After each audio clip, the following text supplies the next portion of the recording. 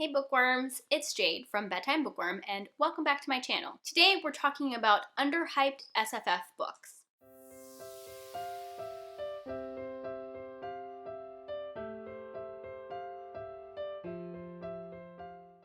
This is another BooktubeSFF Babbles topic, and the topic for this week are underhyped books. I had a little bit of a hard time putting this list together because I have realized that I read a lot of hyped things. A lot of times when I am making decisions about what I want to read, they're often books that I've heard about from a lot of different people. That's how they get high on my TBR, is because I've heard lots and lots of people say good things about them. So it was a little bit hard to try and find things that are underhyped. Some of these books and series are ones that I just talked about in the Genre Benders video, which was the last BooktubeSFF Babbles topic. Just in case some of you guys haven't watched that video or don't plan to watch that previous video, I'm still going to talk about them in this video, but I will have timestamps in the description box for each of the books / series that I talk about, so if you're only interested in hearing about some of them, you can just jump to those. Like if you watched my Genre Benders video and you don't want to re-hear my thoughts on some of those books, you can skip to the ones that I haven't talked about before. Well, I mean, these are all books and series that I've talked about before, some of them less recently than others. First, I want to put out an honorable mention, and I am sure some of you guys will roll your eyes when I say this, but my honorable mention is actually going to be the Wheel of Time series, which I'm sure a lot of you don't think is underhyped. And to an extent, I would agree with you. It has obviously sold millions of copies and is a very popular and famous high fantasy series out in the world. But I would argue that at least prior to the announcement of the upcoming TV show, that not a lot of people on BookTube had talked about this series. So it's an honorable mention because I feel like the BookTube community has underhyped it. Obviously, now with the show coming out, there have been more people that are reading and talking about the series on BookTube. And I think that's great because it is my favorite series and I just want everybody to read it. So I just wanted to throw that out there as an honorable mention. I know it's not really an underhyped series, but if you'd asked me a couple of years ago if this was a hype series on BookTube, I would have said no. The thing that's a little bit tricky with hype, and I will talk about with some of the books on this list, is that some of these are older releases, so I don't really know if they were hyped when they first came out, and I just wasn't around on the bookish internet at that time. So some of these you guys might think were hyped back then, so maybe they shouldn't really count, but I don't hear enough people talk about them now, and that's why they're on my list. All of my list is actually YA. I apparently haven't read very many underhyped adult SFF books. Okay, first let's start with my fantasy underhyped books. The first series I want to mention is the Seven Realms series by Cinda Chima. This is one of those series that I'm not really sure if it's underhyped or not, because it's an older series. Maybe it was really hyped when it first came out and I just wasn't around and didn't know about it. But I definitely don't hear enough people talking about this series. This is a 4-book series and it focuses around 2 main characters. One is a princess and the other one is a boy who has grown up on the streets. There's a lot of stuff that I love about this series.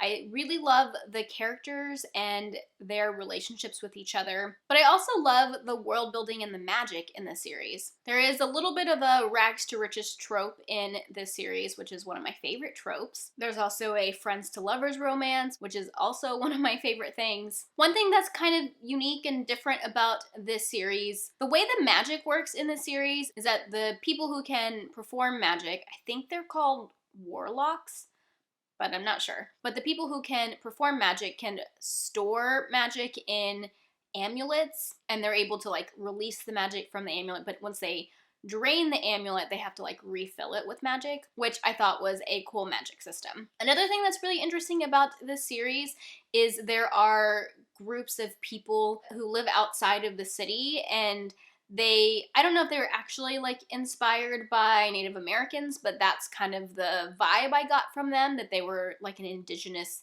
peoples. And there's definitely like tension between them and the people who live in the city and the way their governments interact and things like that. So there's also a good amount of like political intrigue in the series. I love this series and I don't think that enough people talk about it. It does feel like very old school kind of YA, but I really like old school YA because that's kind of what I grew up reading. And I just think that the series is a really good story from beginning to end. There is now a sequel series that I haven't started yet, but I very much want to get to before the end of the year. I have 3 more YA fantasies that I feel are underhyped, but they're all 3 that I mentioned in my genre benders videos. So if you want to skip them, check out the timestamps below. But first, let's talk about another series. I think that the Goldseer trilogy by Ray Carson is underhyped. I remember when this series came out hearing some buzz about it, so I was like around the bookish internet when this first came out, but I never really heard that much buzz about it. Like, I heard a little bit about it, but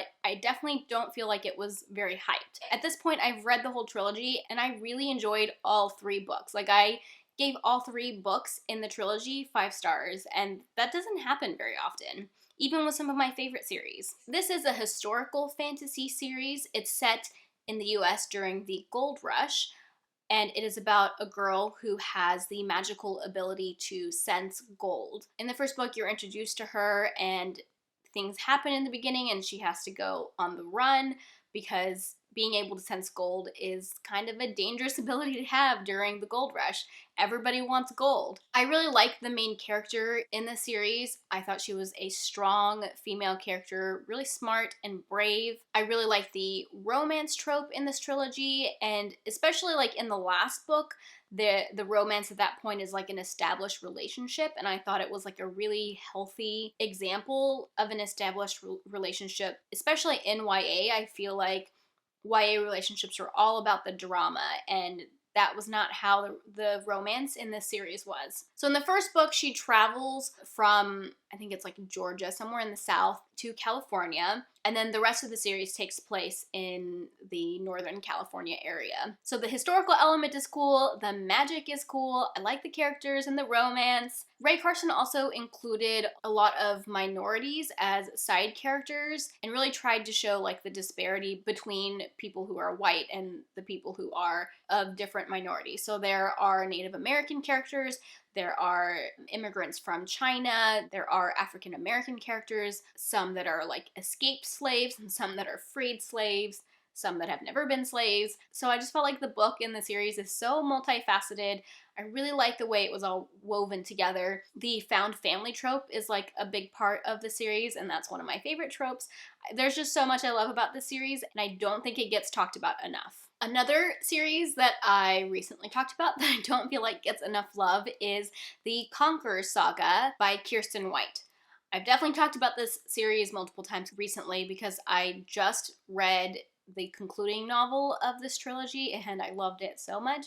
So I'm going to keep my thoughts brief, but this is the Vlad the Impaler retelling that is gender bent.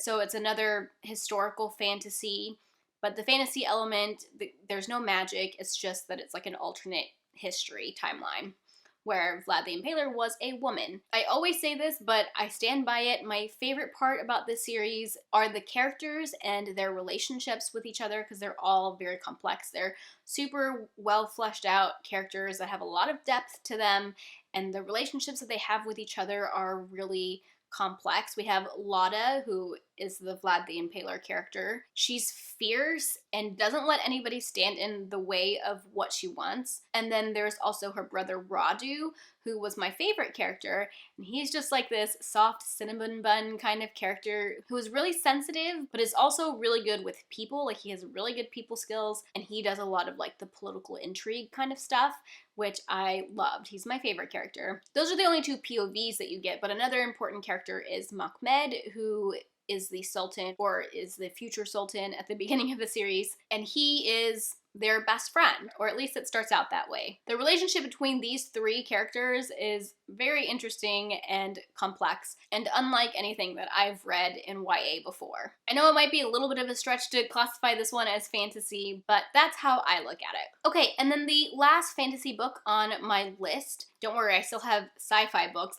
coming up next, but the last fantasy book is, again, another one I just talked about in the Genre Benders video, and that is The Last Magician by Lisa Maxwell. This one came out a few years ago. I was around, and I know for a fact that it was not hyped as much as I feel like it should be. This is a YA fantasy that is set mostly during the 1920s in New York City. I say mostly because there is a present day storyline and there's some time travel involved.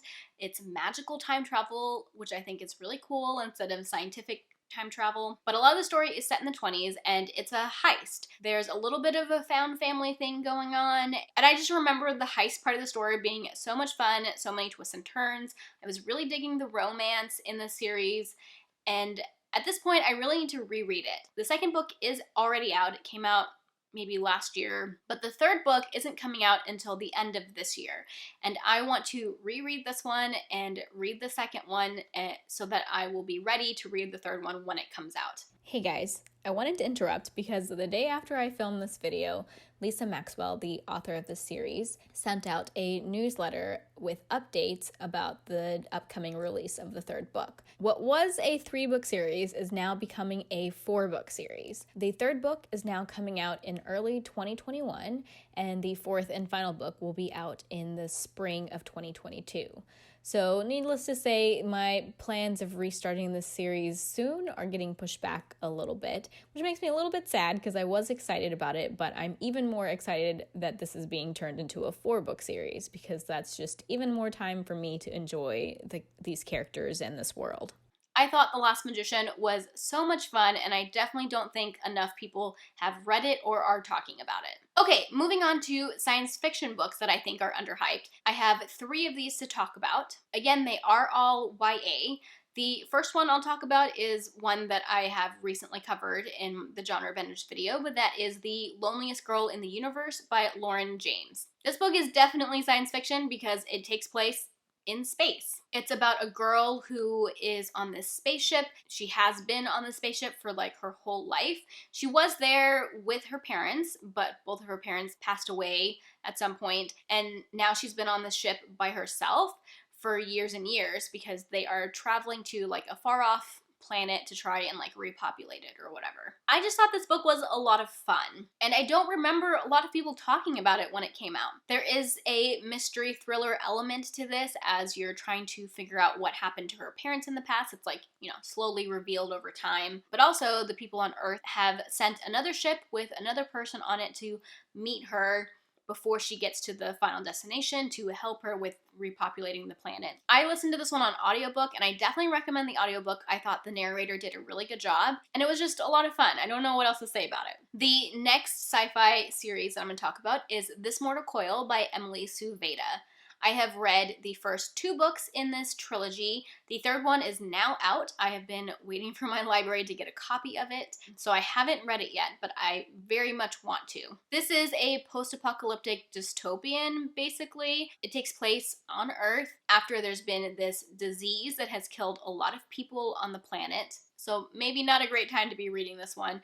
Or you could read this and be like, well, at least that's not the virus we have going on, because the virus in this series is intense and crazy, unlike any other virus I've ever read before.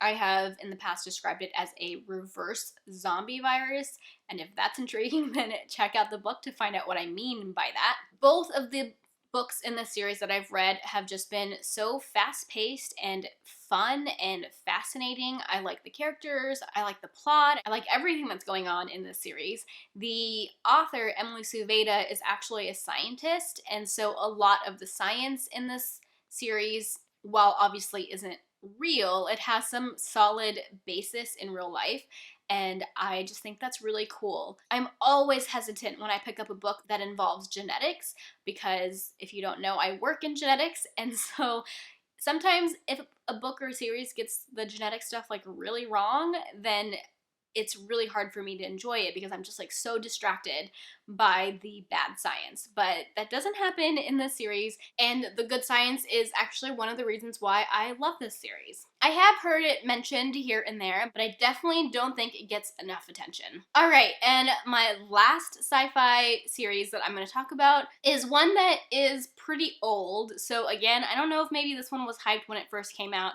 but I definitely don't hear enough people talking about it these days, and that is the Chaos Walking Trilogy by Patrick Ness. The first book in this trilogy is called The Knife of Never Letting Go. This series was my introduction to Patrick Ness, and I absolutely fell in love with his writing after reading this trilogy. So the first book in this trilogy is about a boy whose name I can't remember because it's been a long time since I've read it. But the story takes place on a different planet, and on this planet, one, there are no women, no females. It's a planet that's completely habitated by males and also animals. The other thing that is unique about this planet is something that they call noise. Basically, you can hear everybody's thoughts. It's like everyone's internal monologue just gets broadcasted out and everybody can hear it. I mean, I think you have to be within a certain distance, but basically this means that there's not a lot of privacy in this world, which I thought was really interesting. It was really interesting to see how the existence of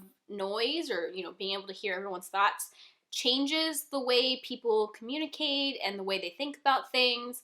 And it was just fascinating. One thing that I love about this trilogy is that it's layered. On one layer, there's the fun, surface level story, but then the themes explored and the ideas explored are another layer that I just felt like were really complex and interesting, especially for a book that is YA. While I didn't originally listen to these books on audio, I do recommend them. I have listened to the first one on audio as a reread, and the way that they perform or show you what the noise part of the book is like was really cool. I think it makes a lot more sense to listen to that than to read it on a page. Oh, and I almost forgot, but one thing that a lot of people kind of struggle with in the first book is the main character, the way that he talks, and the way that the book is written. A lot of the words are spelled like phonetically because the main character isn't very educated. And I think a lot of people can struggle with trying to read like misspelled words and things like that. But if you listen to it on audiobook, you won't even notice that part.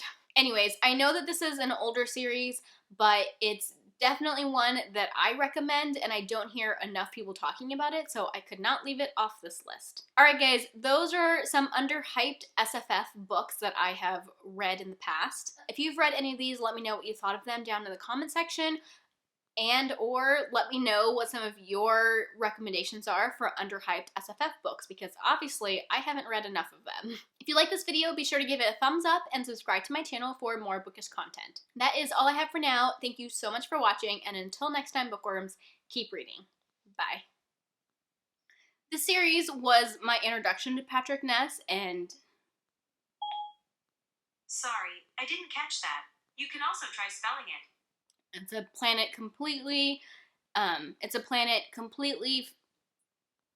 habituated. It's a planet that's completely habitated by males, and bye.